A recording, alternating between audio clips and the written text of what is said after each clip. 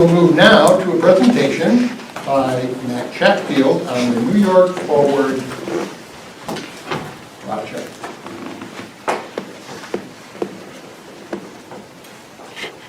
Thank you very much. Is this on? Doesn't sound like it. Doesn't sound like it. I can project pretty good though.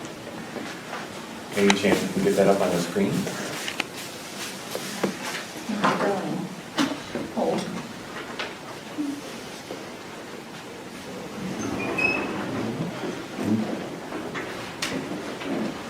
Technology. It's only good if it works. It's only good for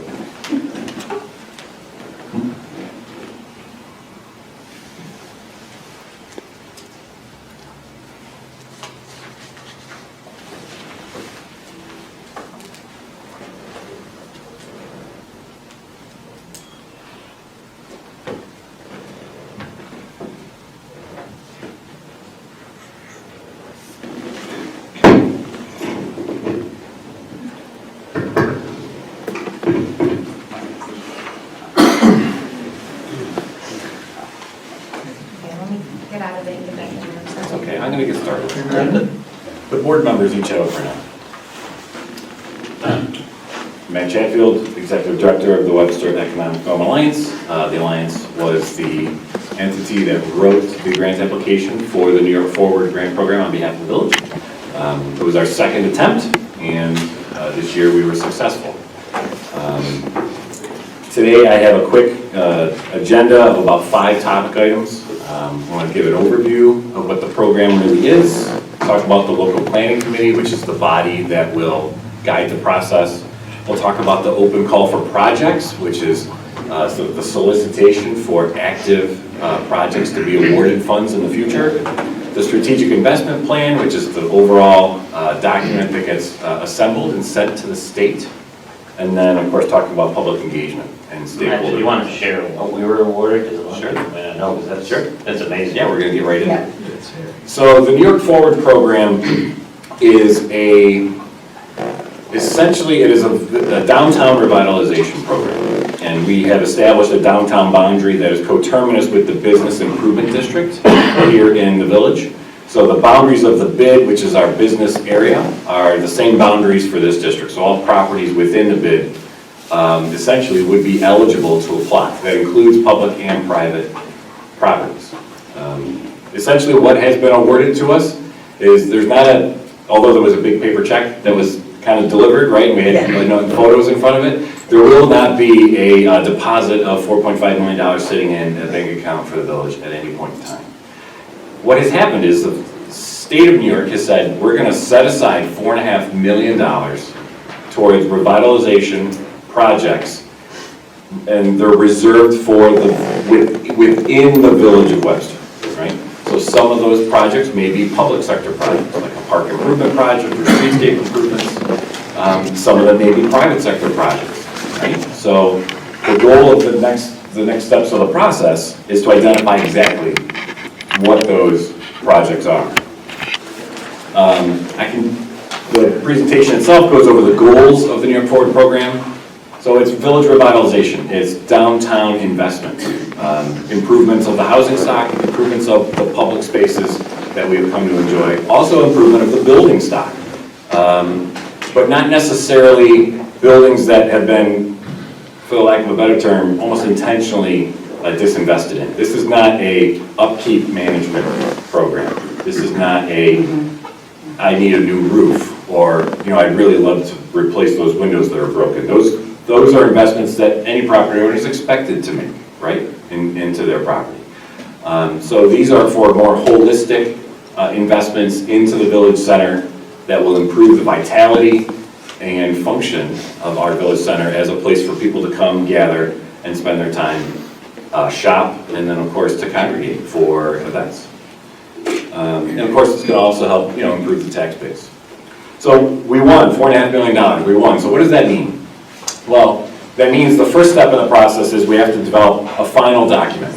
We submitted an application that had a host of our vision and our goals and some clear objectives of what we would accomplish with these funds, and then a host of example projects, right? Hopeful projects.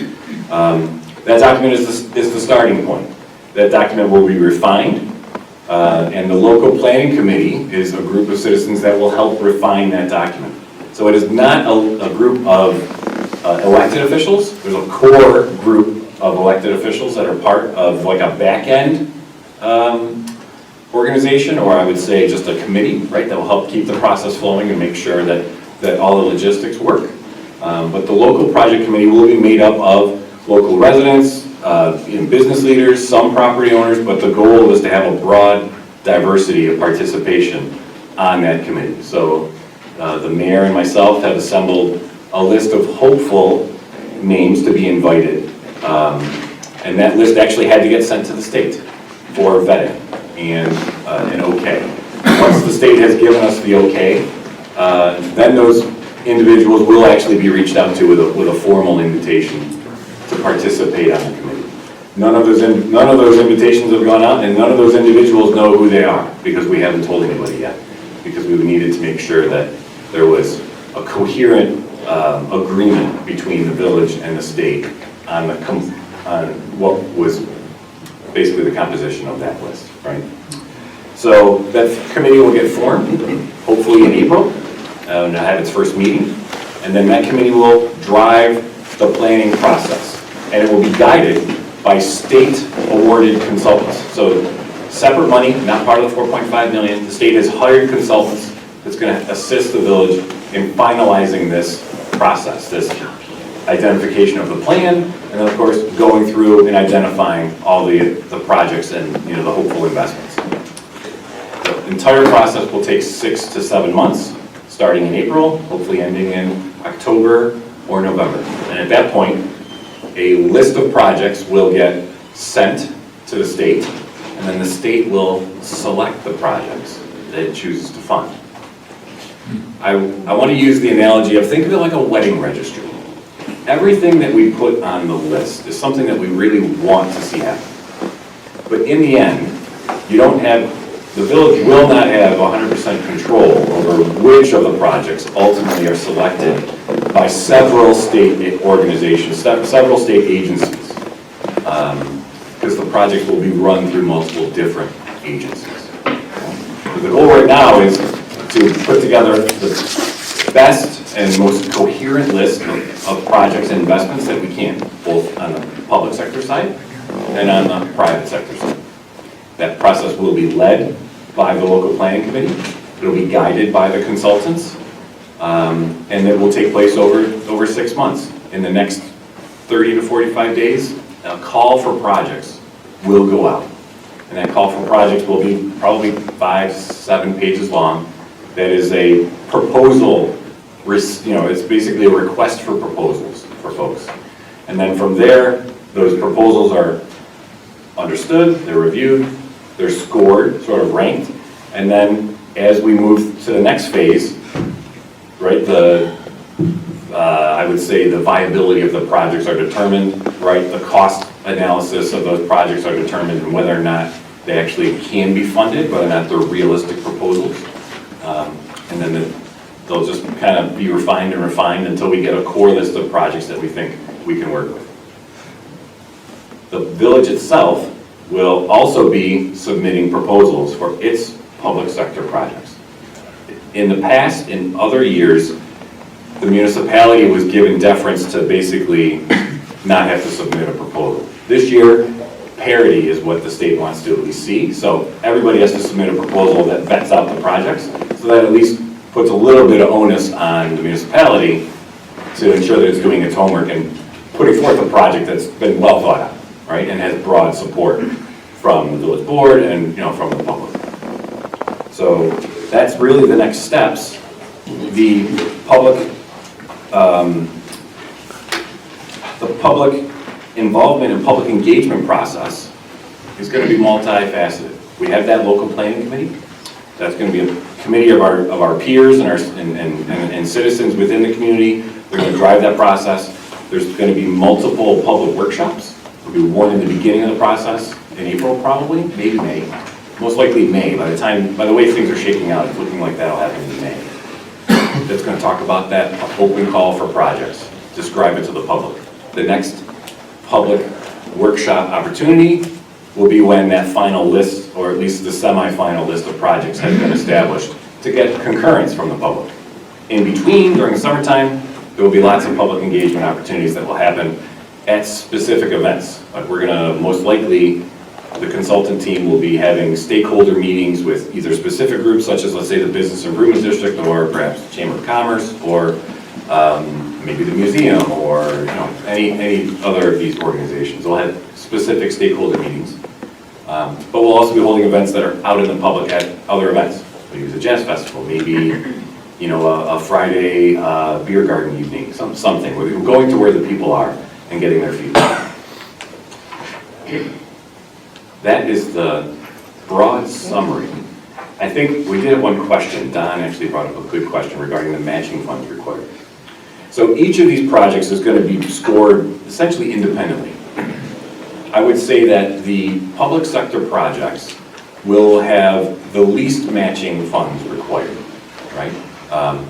The state would most likely encourage some form of local investment, both to spread the money out as best as possible, to show that there's some commitment behind it, that there's some skin in the game, so to say.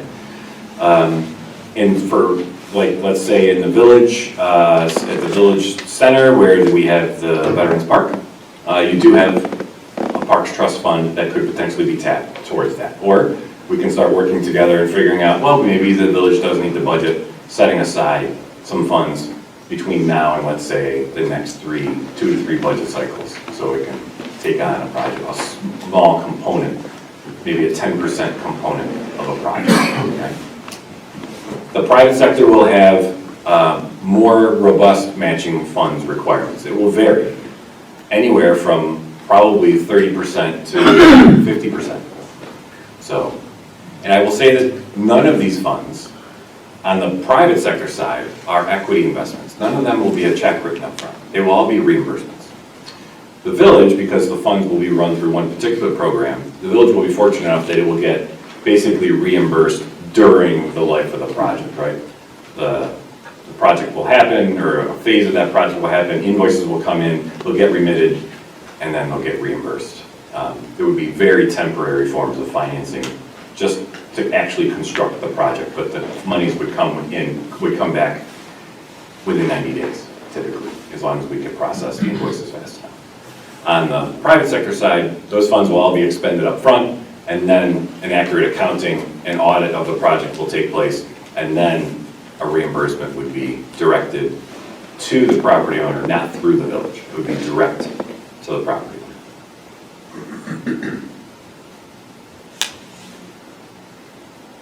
A lot of information. For me, it's been like drinking from a fire hose for like 20 days now. Thanks for all your hard work. Any questions at this point? Anything that needs clarification? Don, did I answer any of your questions? So basically, what's next? What's next? Finalization of the local planning committee.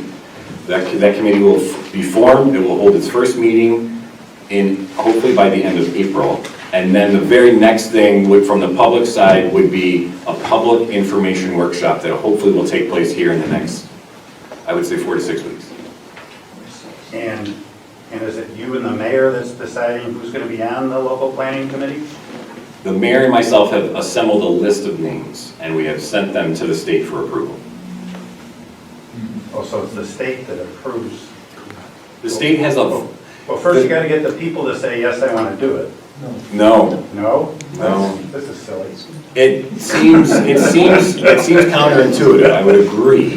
The state implored us to not reach out to people for fear that if a name was brought up now and then the list changed because of the composition of the size, if we reached out to 20 people, but in the end they only wanted 12 names and we had to take some names off the list, that our feelings would be hurt and it would start everything on a sour note. That was the directive we were given.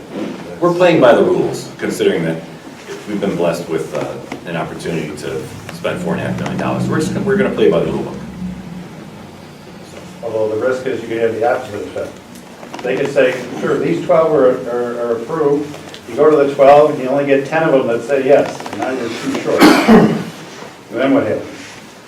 I would say that they requested a list of 8 names and we provided 15. So you're hopeful that you'll get at least 8 out of it? Yes, sir. Gotcha. Does that make sense, right? It's not how I would do it. Yeah, it's not how most people would do it. Yeah. Appreciate your hard work on this project. Absolutely. Oh, yeah, we appreciate everything.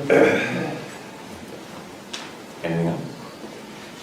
Nice job, Mr. Polito? Nothing? No. I'm sure there will be more questions. Go I'm Bills. just curious if I'm one of the 15 names. man. Me too. You don't need to answer that. I will say that the 15 names that were submitted, none of them were elected officials, because we were asked that no elected officials be on that list, because the elected officials will have a separate role. Makes sense. So these are organizations and entities, institutions within the community that champion various efforts. You know, basically, this broad and diverse spectrum of the community that we could have, including some business owners and property owners, but also some nonprofits and some local organizations that we all know well. Hopefully, we can get a good, diverse list of ideas and brains behind us. True community effort. Very good. All right. Any other questions? Without any other questions, I will leave you to your public meeting, public hearing. Oh, I may add that these are village revitalization funds. Since this is not a blank check, this is for downtown revitalization. So none of these funds could be funneled into a sewer department, for example. That would not be an eligible use. Just thought I'd throw that out there. One item, Yes, sir. thank you. Just wondering if a project is selected, what would happen on cost overruns? So if, the way it's going to work is a project will be submitted for consideration by the state. It will have a very detailed budget assigned to it and the sources and uses of those funds. So we're going to borrow X from a bank, we're going to have X in equity, cash of our own, and then we're going to ask for Y from, basically from the state, from the New York Forward Pot. In the end, the number that gets assigned to them from the New York Forward funds, that stays constant. Okay. Right? So, even if we're a public sector project, so if the public sector, and it's no different than any other grants, right? There's no changing the grant amount, post-award. Those funds are assigned and they're encumbered down to the penny, then the project will get massaged and pushed and pulled, and so it comes in on budget, or more cash from another source will come in. Okay? So, it's a good question. Thank you, ma'am. Yep.